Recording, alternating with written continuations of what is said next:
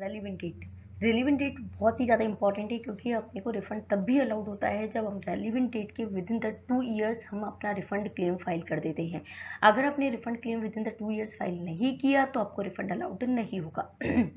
Okay तो यहाँ पर बहुत सारे केसेस है जिसमें रेलिवेंट डेट का मीनिंग अलग होता है, बिकॉज हर केसेस में रेलिवेंट डेट का मीनिंग अलग होता है। तो हम डिटेल में डिस्कस करने वाले हैं हर स्पेसिफिक टॉपिक के रेलिवेंट डेट क्या होती है। ओके सबसे पहले हम बात करने वाले हैं एक्सपोर्ट की, कि अगर आप गुड्स का एक्सपोर्ट करते हो तो उसका रेलिवेंट डेट भी अलग है, और अगर आप सर्विसेज का एक्सपोर्ट करते हो तो उसका रेलिवेंट डेट भी अलग है। तो फर्स्ट ऑफ ऑल हम बात करने वाले हैं कि अगर हम गुड्स का एक्सपोर्ट करते हैं तो इस केस में रेलिवेंट डेट क्या होगी, और जब गुड्स का एक्सपोर्ट करते हैं तो एग्जैक्टली आपको रिफंड किस चीज़ का चाहिए, बिकॉज हम गुड्स का एक्सपोर्ट करते हैं तो दो तरीके से कर सकते हैं, या तो आईजीएसटी का पेमेंट करते हैं तो आईजीएसटी का रिफंड मिल जाता है, और अगर हम आईजीएसटी का पेमेंट नहीं कर रहे हैं तो हम उस गुड्स को एक्सपोर्ट करने के लिए जो हमने इनपुट्स और इनपुट सर्विसेज का मिली है तो उस पर जो टैक्स पे किया है उसको हम क्रेडिट रिफंड क्रेडिट रिफंड के लिए अप्लाई करते हैं। क्लियर है, उसकी इनपुट सर्विसेज पे जो क्रेडिट लिया है उसका रिफंड के लिए हम अप्लाई करते हैं।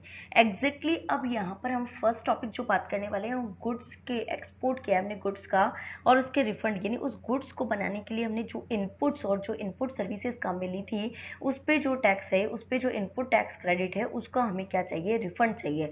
तो इस केस में आपको ये भी देखना है कि जब आपने गुड्स का एक्सपोर्ट किया तो कन्वेंस क्या था, मीन्स आपने सी से किया, एयरक्राफ्ट से किया, बाय लैंड किया, किस मोड से आपने यहाँ पर एक्सपोर्ट किया है वो भी डिपेंड करता है रेलिवेंट डेट को कैलकुलेट करने के लिए। क्लियर है, क्योंकि अगर आप सी से या एयरक्राफ्ट से करते हैं, अगर आप यहाँ पर वेसल या एयरक्राफ्ट के थ्रू करते हैं तो व्हेन इट लीव्स इंडिया, जब वो इंडिया छोड़ के चले जाते हैं तो दैट विल बी पार्ट, यानी that date will be considered as a relevant date. और अगर हम बाय लैंड की बात करें तो लैंड में जैसे ही उन्होंने फ्रंटायर ऑफ इंडिया, यानी जैसे ही कस्टम स्टेशन वो क्रॉस कर लेते हैं, जैसे ही वो इंडिया का फ्रंटायर क्रॉस कर लेते हैं तो that date will be considered as a relevant date. Okay तो हम सबसे पहले फर्स्ट टॉपिक को डिस्कस करते हैं। देखो, इन the case the goods exported out of India, यदि गुड्स, देखो that is very very important कि गुड्स का एक्सपोर्ट हो रहा है, सर्विसेज का नहीं, that is very very important. तो अगर हम गुड्स का एक्सपोर्ट करते हैं इंडिया के बाहर तो where the refund of the tax paid is available, आपको रिफंड किसका मिल रहा है, आपने उस जो गुड्स एक्सपोर्ट किया है उस एक्सपोर्टेड गुड्स के लिए जो इनपुट और इनपुट सर्विसेज का मिली थी उसके ऊपर जो आईटीसी था, इनपुट टैक्स क्रेडिट था, उसका आप रिफंड क्लेम कर रहे हो। ओके तो where the refund of the tax paid is available in respect of the goods themselves or as the case may be, the input और input services used in such goods, जो export goods के लिए आपने जो input और input services का मिली थी उसका आपको ITC जो था उसका रिफंड आप क्लेम कर रहे हैं। तो अगर आप गुड्स का एक्सपोर्ट बाय सी या बाय एयर करते हैं, यानी कि सी से या एयरक्राफ्ट से करते हैं, तो इस केस में the date on which the ship और the aircraft in which such goods is exported leaves India, जिस दिन वो इंडिया को छोड़ के जाते हैं, जिस दिन इंडिया क्रॉस करते हैं, that date will be considered as relevant date. Okay next, अगर गुड्स का एक्सपोर्ट आप बाय लैंड करते हो तो जैसे ही वो इंडिया का फ्रंटायर क्रॉस करता है that date will be considered as a relevant date. Okay तो date on which the goods passes the frontier of India, तो इंडिया के फ्रंटायर को जैसे ही क्रॉस करते हैं तो that date will be considered. Okay third बात करते हैं, गुड्स का अगर एक्सपोर्ट बाय पोस्ट करते हो तो इस केस में post office dispatch of the goods by the post office concerned to a place outside India, तो date of the dispatch of goods, जिस डेट पर goods dispatch कर दिया है by the post office to a place outside India, तो that date will be considered as a relevant date। Clear है, तो first topic की हमने बात करी कि अगर आप गुड्स का एक्सपोर्ट करते हो तो गुड्स का एक्सपोर्ट के लिए आपको यहाँ पर रिलीवेंट डेट क्या होगी। उसके लिए first of all you have to know the conveyance, the mode of conveyance, whether it is a sea aircraft, then in such case when it leaves the India, if it is a land then when it crosses the frontier of India, and it is a post office then when the post office dispatch such goods to the outside India। okay next topic हम बात करने वाले हैं that is the export of services। देखो second topic हम बात करते हैं एक्सपोर्ट ऑफ सर्विसेज। अगर आप सर्विसेज का एक्सपोर्ट करते हो तो इस केस में आपके रेलिवेंट डेट बिल्कुल डिफरेंट हो जाती है, क्योंकि इसमें रेलिवेंट डेट डिपेंड करती है आपके पेमेंट पे, कि आपका पेमेंट आपने सर्विसेज दे दी है उसके बाद आपके पास पेमेंट आता है, या आपने सर्विस शुरू ही नहीं करी, आपके पास पेमेंट एडवांस में पड़ा है।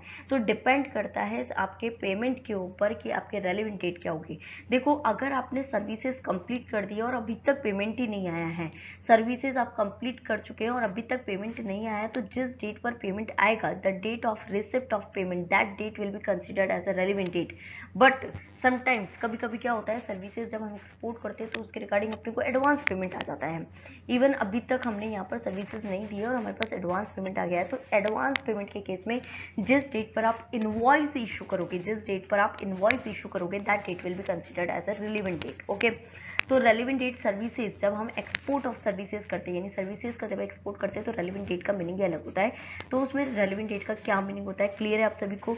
तो एक्सपोर्ट ऑफ सर्विसेज का एक्सपोर्ट है तो आपके पास पेमेंट बाद में आता है या पहले आ जाता है? पेमेंट अगर बाद में आता है, यानी you have completed your services, after that the payment is received and the date of the receipt of the payment will be considered as a relevant date, and if the payment is received in advance, then in such case the date of the issue of invoice, that will be considered as the relevant date. Okay, तो in the case of the services exported, अगर आप services export करते हैं India के बाहर, where the refund of the tax paid is available in respect of the services, जहां पर आपने उन सर्विसेज को प्रोवाइड करवाने के लिए जो भी इनपुट काम में लिया होगा, जो भी इनपुट सर्विसेज काम में ली होगी, तो उसका जो क्रेडिट होगा, दैट उस क्रेडिट का अपने को रिफंड चाहिए, तो वो रिफंड कैसे मिलेगा? तो supply of services had been completed prior to the receipt of such payment, यानी हमने एक्सपोर्ट जो सर्विसेज करी उसका पेमेंट अभी तक नहीं मिला है, जबकि हम सर्विसेज कंप्लीट कर चुके हैं, then the date of the receipt of payment, जिस डेट पे आपको पेमेंट मिलेगा इन कन्वर्टिबल फॉरेन एक्सचेंज और in the Indian rupees where are permitted by the Reserve Bank of India. Clear है? तो payment for the services had been received in advance, अगर आपके पास पेमेंट एडवांस आ चुका है prior to the date of the issue of invoice, आपने अभी तक इनवॉइस भी इशू नहीं किया, एडवांस पेमेंट आ गया, तो date of issue of invoice, जिस डेट पर आप इनवॉइस इशू करते हो, that date will be considered as a relevant date. Clear है? नेक्स्ट अदर केसेस की बात करने वाले हैं। फर्स्ट टॉपिक जो हमने बात करी थी गुड्स के एक्सपोर्ट, तो गुड्स के एक्सपोर्ट में रेलेवेंट डेट डिपेंड करती है मोड ऑफ कन्वेंस पे। सी एयरक्राफ्ट है तो व्हेन इट लीव्स इंडिया, अगर बाय लैंड है तो when it cross the frontier of India, it is post when the post of dispatch such goods to the outside India. Clear है? Second हमने बात करी सर्विसेज, तो payment received after completion of services, then date of receipt of payment, and if the payment is received in advance before the issuing of invoices, then in such case the date of issue of invoice, that date will be considered as a relevant date. Okay, next other cases की हम बात करते हैं deemed export. Third case हम बात करते हैं deemed export. What is a deemed export? होता क्या exactly? It is not an export but it is treated as export. Like if we are supplying the goods to the special economic zone developer, special economic zone unit, then in such case it is treated as a deemed export. तो deemed export में जिस date पे आपने return file कर दिया, return filing जिस date पे आपने रिटर्न फर्निश कर दिया, that date will be considered as a relevant date. Okay, तो date on which the return relating to such deemed export is furnished, तो जिस डेट पे आपने डीम्ड एक्सपोर्ट से संबंधित आपने रिटर्न फाइल कर दिया है, उस डेट को रेलेवेंट डेट मान लिया जाएगा। कंप्लीट है? तो तीन केसेस आपके कंप्लीट हो चुके हैं, export of goods, export of services और डीम्ड एक्सपोर्ट। फोर्थ टॉपिक की बात करते हैं। देखो कभी कभी आपका मैटर अपील में चल रहा है, कोर्ट में चल रहा है आपका मैटर, और बिकॉज आपके ऊपर डिमांड निकाल दी है, you are not satisfied that with that demand, तो आपने क्या कर दिया, अपील में वो मैटर चल रहा है, जजमेंट यानी कोर्ट की डिक्री आई, कोर्ट का ऑर्डर आया कि ये रिफंड मिलेगा। तो अब पहले तो वो डिस्प्यूट में था तो हमको रिफंड नहीं दे रहे थे, but now the court order judgement decree has been passed and the court order that the refund will be allowed. Now we are applying for the refund on the order of the court. हम refund के लिए जो apply कर रहे हैं वो court के order पे कर रहे हैं, तो जिस डेट पे कोर्ट का ऑर्डर आता है, कोर्ट का जजमेंट आता है, कोर्ट की डिक्री आती है, उस डेट को रेलिवेंट डेट माना जाएगा और उस डेट से 2 साल के अंदर हम क्या कर सकते हैं, रिफंड के लिए अप्लाई कर सकते हैं। क्लियर है? चारों केसेस क्लियर है? Export of goods depend on the mode of conveyance, export of services depend on the payment, deemed export return filing पे जजमेंट आता है तो जजमेंट की डेट से। फिफ्थ टॉपिक की बात करते हैं अनयूटिलाइज्ड आईटीसी है।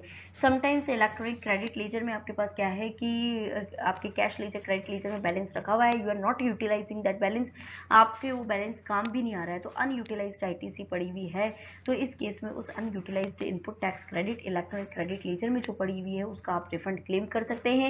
उसके लिए ड्यू डेट होती है वो फर्निशिंग द रिटर्न, जो रिटर्न फाइल करने की ड्यू डेट होती है under section 39 for which such claim for the refund is filed. तो इस केस में कुल मिला के आपका अगर अनयूटिलाइज्ड आईटीसी पड़ा हुआ है, इलेक्ट्रॉनिक क्रेडिट लेजर में रखा हुआ है, और you are not utilizing because you are not supplying the further goods, and in such case you can apply for the refund up to the, यानी रेलिवेंट डेट क्या होगी, that the due date of furnishing the return, जो normal return furnish करने की वैसे due date होती है next month की 20th। Okay, so that date will be considered as a relevant date. Next बात करते हैं प्रोविजनल असेसमेंट। समटाइम्स क्या होता है कि अगर हमें कभी कभी किस वैल्यू पे टैक्स भरना है वो हमको नहीं पता, या किस रेट से हमें टैक्स पे करना है we don't know, then in such case हमारा प्रोविजनल असेसमेंट होता है, एस्टिमेटेड एक असेसमेंट हो जाता है। तो इस केस में जिस डेट पर फाइनल असेसमेंट होगा, ओके, प्रोविजनल असेसमेंट एक एस्टिमेटेड है, जब एक्चुअल में आपको अमाउंट पता चल जाता है या एक्चुअल रेट पता चल जाती है, देन आफ्टर दैट आपका एक फाइनल असेसमेंट होता है। तो जिस डेट पे आपका फाइनल असेसमेंट होगा तो उस डेट पे आपका टैक्स लायबिलिटी कंपैरिजन होगा कि प्रोविजनल असेसमेंट में आपने कितना पे कर चुके हो और फाइनल असेसमेंट में आपका कितना एक्चुअल में बन रहा है। तो जो भी कम ज़्यादा होगा उसका एडजस्टमेंट होगा, और जिस डेट पे वो एडजस्टमेंट होता है that date will be relevant date. तो date of adjustment of tax after final assessment, then that date will be considered as a relevant date. Clear है?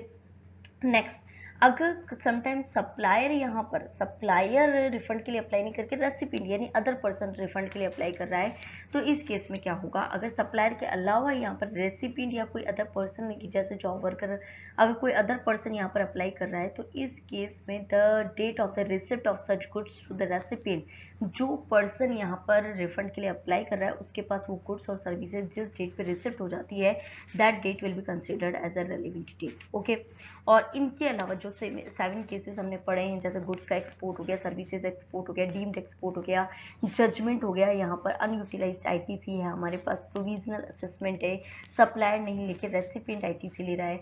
इनके अलावा अगर कोई केस आता है तो इस केस में जिस डेट पर आप एक्चुअल में टैक्स का पेमेंट करते हो that date will be considered as a relevant date. Okay, तो रेलिवेंट डेट का मीनिंग आपको 8 केसेस में क्लियर है, कंप्लीट है यहाँ तक। नेक्स्ट टॉपिक, नेक्स्ट, जब भी हम रिफंड क्लेम करें तो रिफंड क्लेम करने के लिए आपके पास क्या होना चाहिए, डॉक्यूमेंट्री एविडेंस होनी चाहिए। डॉक्यूमेंट्री एविडेंस क्यों आपको बिना डॉक्यूमेंट्स के क्यों नहीं रिफंड मिल सकता, बिकॉज अगर बिना डॉक्यूमेंट्स के रिफंड मिल जाएगा तो कोई भी रिफंड ले लेगा। तो ये तो प्रूफ हो कि मिस्टर ए का रिफंड है या मिस्टर बी का रिफंड है, उसके नाम पे पेपर्स होने चाहिए, उसके नाम पे डॉक्यूमेंट्स होने चाहिए, इसलिए अपने को क्या चाहिए होता है, डॉक्यूमेंट्री एविडेंस।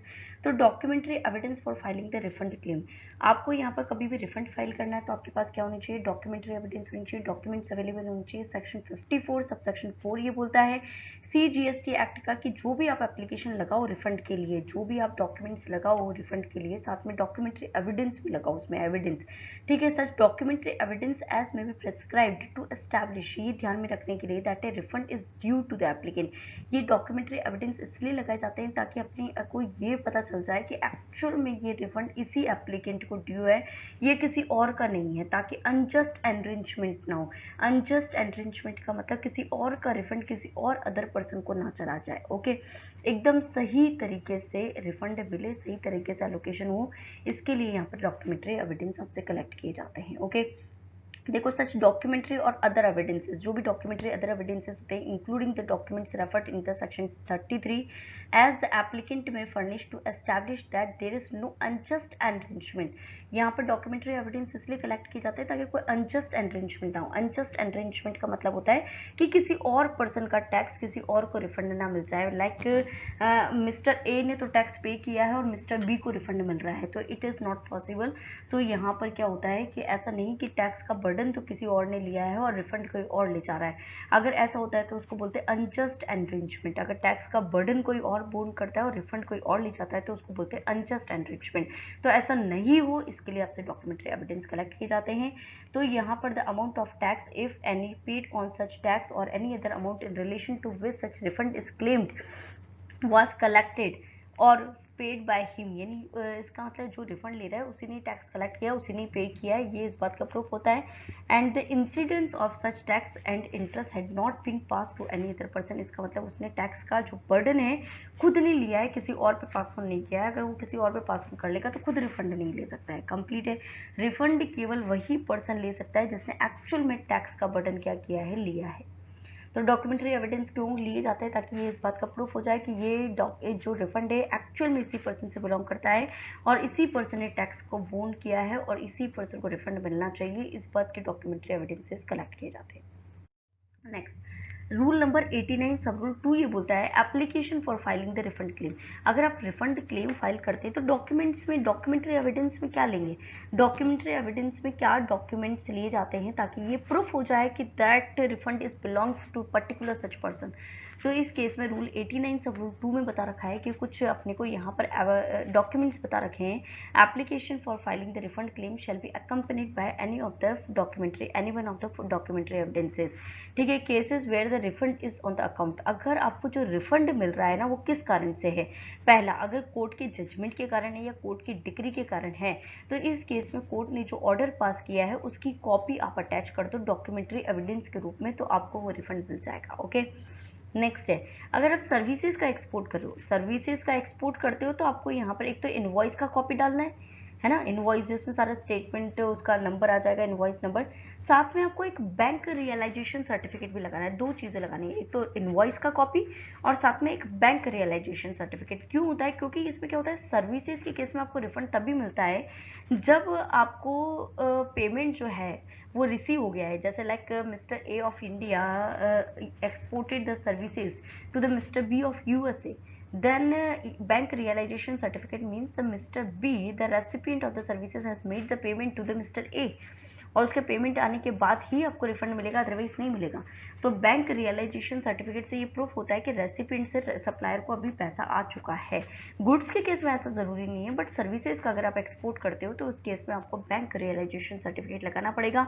आपके पास जब रेसिपिएंट से पैसा आ जाता है उस एक्सपोर्ट का, तो उसी के बाद ही आपको रिफंड मिल सकता है, उससे पहले रिफंड नहीं मिल सकता है। ओके, देखो एक्सपोर्ट और सर्विसेज, सर्विसेज के एक्सपोर्ट की हम बात करते हैं तो इसमें एक तो इनवॉइस आएगा और एक बैंक रियलाइजेशन सर्टिफिकेट अटैच हो जाएंगे और द फॉरेन इनवर्ट रेमिटेंसेस जो भी आपको पास पैसा आता है। ठीक है, नेक्स्ट है हम एक्सपोर्ट ऑफ गुड्स की बात करते हैं, गुड्स के एक्सपोर्ट की।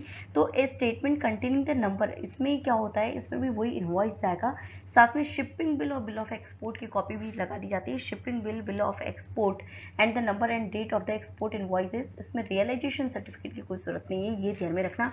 गुड्स के एक्सपोर्ट के केस में आपको रियलाइजेशन सर्टिफिकेट जरूरी नहीं होता है। क्लियर है? नेक्स्ट, अगर आप यहाँ पर गुड्स का सप्लाई स्पेशल इकोनॉमिक जोन में करते हैं, है ना, गुड्स का नॉट सर्विसेज का, गुड्स का सप्लाई कर रहे हैं, ध्यान रखना। नेक्स्ट टॉपिक है सर्विसेज का सप्लाई करते हैं स्पेशल इकोनॉमिक जोन में। नेक्स्ट हम बात करें, अगर आप गुड्स का सप्लाई करते हैं स्पेशल इकोनॉमिक जोन में, तो इस केस में एक तो आपको इनवॉइस का कॉपी अटैच करना है, साथ में आपको एक एविडेंस अटैच करना है कि हमने जो गुड्स सप्लाई किया है स्पेशल इकोनॉमिक जोन में वो केवल स्पेशल इकोनॉमिक जोन के ऑथराइज्ड ऑपरेशंस के लिए ही यूज किया जा रहा है, वो गुड्स अदर पर्पस के लिए यूज नहीं किया जा रहा है। ऑथराइज्ड ऑपरेशंस जो सेज ऑफिसर ने डिसाइड कर रखे हैं, स्पेशल इकोनॉमिक जोन के ऑफिसर ने डिसाइड कर रखे हैं, केवल उन्हीं ऑपरेशंस के लिए वो गुड्स यूज हो रहा है, किसी और अदर पर्पस के लिए वो गुड्स यूज नहीं हो रहा है। तो आपको यहाँ पर अगर गुड्स सप्लाई करते हैं स्पेशल इकोनॉमिक जोन में, you have to attach a copy of the invoice along with the evidences that the goods have been used only for the authorized operation of the special economic zone which is decided by the SAGE officers. Okay, next, supply of services. अगर आप services supply करते हैं special economic zone में, तो आपको यहाँ पे एक तो इनवॉइस की कॉपी, साथ ही साथ आपको एविडेंस कि हमको रिसिप्ट हो चुकी है, सर्विसेज प्राप्त हो चुकी है for the authorised operation as endorsed by the specified officer of the special economic zone and the details of the payment along with the proof thereof made by the recipient to the supplier for the authorised operation as defined under the special economic zone. तो कुल मिला के आपको यहाँ पे एक तो invoice की कॉपी, सामने वाले को रिसिप्ट हो चुकी है सर्विसेज, और साथ में यहाँ पर पेमेंट की डिटेल्स भी, क्योंकि सर्विसेज का कभी भी आप सप्लाई करते हो तो आपको पेमेंट की डिटेल्स भी यहाँ पर अटैच करनी होगी, उसके बिना रिफंड नहीं अलाउड होगा। क्लियर है? नेक्स्ट बात करते हैं, अगर आपके पास अनयूटिलाइज्ड आईटीसी है तो इस केस में आपको यहाँ पर statement containing the number and date of invoice, कुल मिला के इनवॉइस का कॉपी आपको अटैच करना है। यहाँ पर ड्यूरिंग टैक्स पीरियड, यानी जिस टैक्स पीरियड के लिए आप रिफंड क्लेम कर रहे हो उस टैक्स पीरियड का आपको इनवॉइस का कॉपी अटैच करना है। प्रोविजनल असेसमेंट है तो आपका फाइनल असेसमेंट का कॉपी अटैच करना है, तो उसमें रेफरेंस नंबर आ जाएगा फाइनल असेसमेंट का, तो वो आपके लिए डॉक्यूमेंट्री एविडेंसेस हो जाएगा। कभी कभी क्या होता है, tax wrongly collected and paid to the government, जैसे हमने सी और एस जीएसटी हमको कलेक्ट करना था क्योंकि इंट्रा स्टेट सप्लाई थी, बट हमने गलती से उसे इंटर स्टेट सप्लाई मान लिया और आईजीएसटी कलेक्ट कर लिया और गवर्नमेंट को पे कर दिया। तो इस केस में हमें आईजीएसटी का तो रिफंड मिल जाएगा और हमें सीजीएसटी और एसजीएसटी पे करना है। तो कभी कभी गलती से कोई टैक्स कलेक्ट और पे कर देते हैं, तो इस केस में अपने को statement showing the details of the transaction अपने को शो करने, डिटेल्स ऑफ ट्रांजेक्शन की आपने जैसे गलती से आईजीएसटी ले लिया और सी और और एस लेना था, तो आपको प्रूफ करना पड़ेगा कि सी और एस जीएसटी हमको लेना था, ये इंट्रा स्टेट सप्लाई थी, तो उसका एविडेंस आपको देना पड़ेगा। Okay, next access payment of tax. कभी कभी आप क्या करते हो, टैक्स का एक्स्ट्रा पेमेंट कर देते हो, एक्सेस पेमेंट कर देते हो। अगर आप एक्सेस पेमेंट कर देते हो तो आपने जो एक्सेस पेमेंट किया है उसकी डिटेल्स आपको यहाँ पर क्या करनी होगी, शो करनी होगी। क्लियर है? तो आपको सारे डॉक्यूमेंट्री एविडेंसेस क्लियर हो गए कि documentary evidences when you are applying for the refund, then you have to attach with the refund claim, and you have to attach refund claim along with the documentary evidences. And what will be the documentary evidences, that will be mentioned in the rule number 89 सब rule 2 में mention कर रखा है। Clear है यहाँ तक आप सभी को?